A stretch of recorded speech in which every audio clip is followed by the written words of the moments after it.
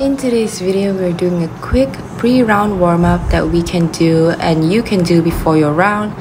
This is something that I would do more of if I have an afternoon tea time, especially because this hotel has a gym, so it's perfect for us to go and activate our muscles.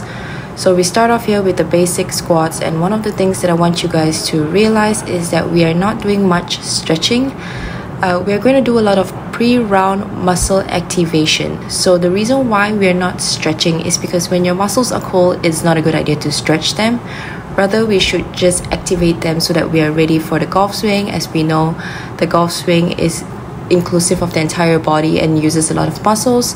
So what we need to do is prep our body for that fast motion that we're about to move. And so right here I'm doing 3 different types of squats. We're doing the basic squats, the wider stance squats, and then we're going to move on towards the small stance squats as well. They should really fire up those quads and get your legs fired up to start using them for that ground force in the golf swing.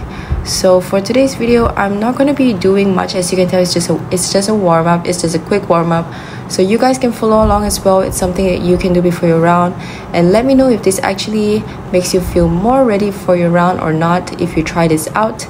And next on, we're just going to go straight into lunges. As I said, this is just going to be a real-time one, so if you guys want to follow along, go ahead, do as many or as little as you would like to. So one of the things that I usually do is reverse lunges rather than forward lunges, and one of the reasons why is because it's much better for your knees. So as golfers, one of the things that we want to protect is obviously going to be our knees, because they play a big role in our golf swing.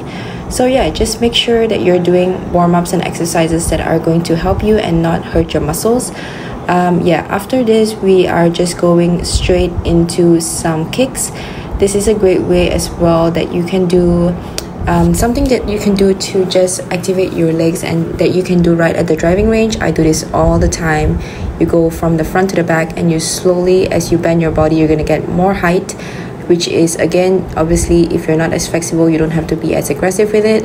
I also already did a cardio session, that's why I can be pretty aggressive with what I'm doing right now. But if you are just coming off straight from your bed, you probably don't want to be too aggressive with it. Like I say, make sure that you're being cautious. It is more muscle activation right here. We're not trying to do anything crazy, and we don't have to do anything crazy. We're just trying to get the muscles working. So after the front to back, we're going to go side to side. Again, this just feels really good to do this before a round. If you guys have never do it, just try, because it's a good way to stretch those muscles without actually just having a slow stretch, which is, I feel like, what a lot of people tend to do. Like I said, we're not trying to stretch the muscle, we're trying to move the muscles and activate them. After this, we're gonna go right into some glute bridges. Glute bridges are another great way to activate the glutes, which is another essential muscle that we use in the golf swing. It is also a lot of where the power comes from, so you definitely want to make sure that it's activated before you hit a golf ball. So I like to move from double leg to single legs and then have a hold on top, because this is where you're really going to feel the muscle engage. And then we're going to move right into pulses as well.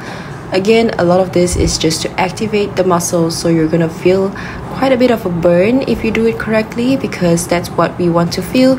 We don't want to feel like we are, when we're working out to build muscle, what we tend to do is we feel maybe a little bit of tiredness, a little bit of strain. This is more of just gonna feel more of a burn. So that's what we want to do, because here we are warming up the muscle. So next on, we're going to move straight into some full body exercises. Right here, what I like to do is this kind of activates your core as well as your upper body. Just some, I'm not sure what this is called. I think they're called like army push-ups or press-ups or something along those lines, where you just go up and down, up and down. If you have wrists that are not too great, this is probably not something that you should do, because it's quite a little bit of pressure on your wrist. So if not, maybe you can just go straight into a plank rather than doing this. Or if you can, just do push-ups on your knuckles, because that would also protect your wrist as well. And finally, for the last part of this mat exercise, we're just going to do some core work. You can do, there are so many exercises that you could do to activate your core. This is just what I felt like doing today. So just do what feels good to you and your body.